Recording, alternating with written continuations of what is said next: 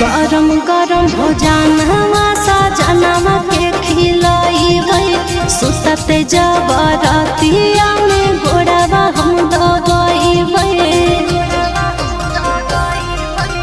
गरम गरम भोजन सजनवा के खिलैबै सुतते जब रातिया में गोड़वा हम दबैबै। लगते गरमिया तो अचारवा से बेनिया डोलैबै भौजी। लगते गरमिया तो अचारवा से बेनिया डोलैबै भौजी। दिन हवा में रुसतै सजनवा रतिया झुमा देके मनैबै भौजी।